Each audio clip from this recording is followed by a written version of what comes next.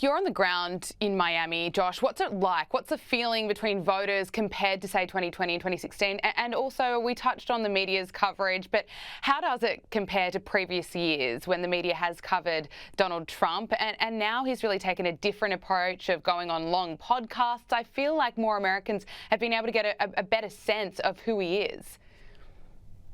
So I think that the alternative media paths have really helped him when it comes to things like the Joe Rogan long form podcast that both he and JD Vance have done. JD Vance's interview with Joe Rogan in particular got rave reviews. People were really just loving that particular conversation because JD is such a natural in this particular kind of setting.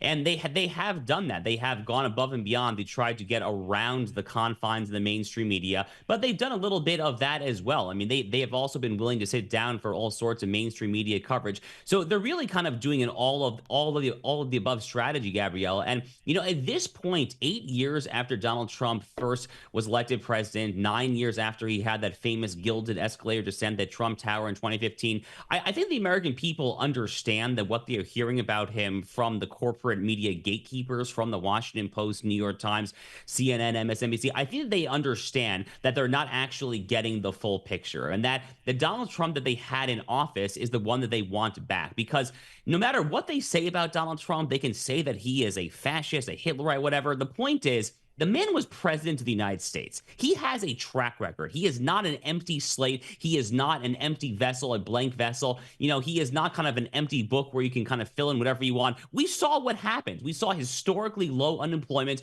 a historically soaring stock market, 401ks, Roth IRAs, all your stock returns were really returning bang for your buck. We had a relatively secure border. We had sanity and stability on the world stage. I could go on. The point was that he was actually president for 4 years, and it was not that long ago. He was only out of power 4 years ago. So the American people have a very clear choice right now. You can choose to go with the failed policies of the past 4 years in the Biden-Harris Democratic Party track record, or you can go back to the status quo ante of what Donald Trump was 4 years prior to that. The head-to-head matchup that I've seen, right track, wrong track, all of the are you angry, are you happy, are you dissatisfied, sadly, all of the data that I've seen right now shows that Donald Trump is likely headed towards a victory.